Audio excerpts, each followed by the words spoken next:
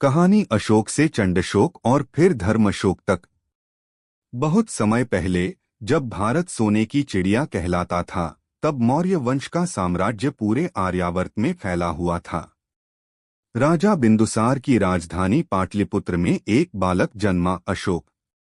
कहा जाता है कि उसकी आंखों में बचपन से ही तेज और भीतर एक ज्वाला थी, कुछ बड़ा करने की ज्वाला। बालपन और शिक्षा। अशोक बचपन से ही बुद्धिमान, निर्भीक और न्यायप्रिय था।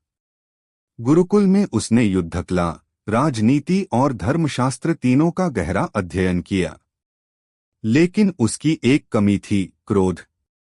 जब भी उसे अन्याय दिखता, वह आग की तरह भड़क उठता।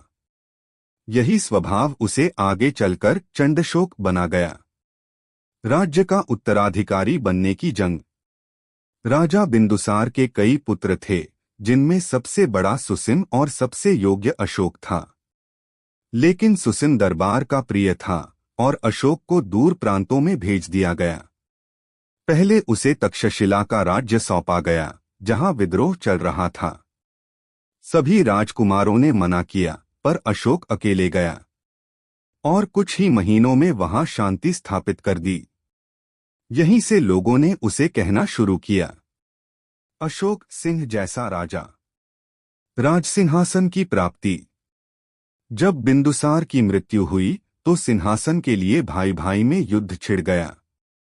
अशोक ने राजनीति, युद्धनीति और बुद्धिमत्ता से अपने प्रतिद्वंद्वियों को हराया। कहा जाता है, सिंहासन पर बैठने से पहले उसने अपने 99 भाइयों को भी मरवा दिया। और तब प्रजा ने देखा, वह राजा बन चुका था, लेकिन चंडशोक बन चुका था। एक ऐसा सम्राट जिसकी तलवार से धरती कांप उठती थी।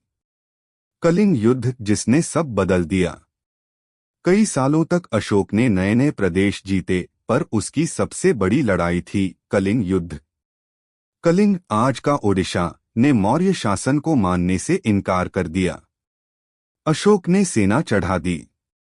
युद्ध भयंकर था। हजारों सैनिक मरे, धरती खून से लाल हो गई। जब युद्ध समाप्त हुआ, अशोक अपने रथ से उतरा और युद्ध भूमि में घूमने लगा। चारों ओर लाशें, रोती स्त्रियां, अनाथ बच्चे। वह दृश्य देखकर उसका मन कांप उठा। वह बोला, ये कैसी विजय है, जहां सिर्फ मृत्यु है। उसी दिन चंडशोक की मृत्यु हुई और जन्म हुआ धर्मशोक का। धर्म परिवर्तन और अहिंसा का मार्ग। युद्ध के कुछ समय बाद अशोक की मुलाकात एक बौद्ध भिक्षु उपासक निग्रोध से हुई। उनसे प्रभावित होकर अशोक ने बौद्ध धर्म अपना लिया। अब उसकी तलवार ने खून नहीं, बल्कि शांति का संदेश देना शुरू किया। उसने कहा, अब से मेरा विजय केवल धर्म विजय होगा, न कि रक्त विजय। धर्म प्रचार और महान शासन। अशोक ने अपने शासन को करुणा और न्याय पर आधारित कर दिया। संपूर्ण भारत में धर्म स्तंभ, अशोकन पिलर्स बनवाए, जिन पर खुदवाया गया, सभी जीव प्राणी मेरे बच्चे हैं। उसने बौद्ध धर्म को श्रीलंका, नेपाल, अफगानिस्तान, म्यांमार तक भेजा। उसके पुत्र महेंद्र और पुत्री संगमित्रा ने भी बौद्ध धर्म का प्रचार किया। अशोक का अंत, एक साधु जैसा जीवन।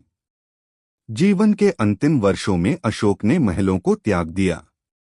वह बौद्ध वस्त्र धारण कर केवल एक भिक्षुक की तरह जीने लगा।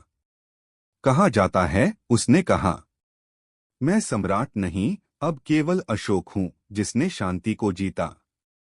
उसकी मृत्यु लगभग 232 ईसा पूर्व में हुई, पर उसकी आत्मा भारत की मिट्टी में आज भी बसती है। संदेश। जिसे तलवार से न जीता जा सके, उसे करुणा से जीता जा सकता है। सम्राट अशोक,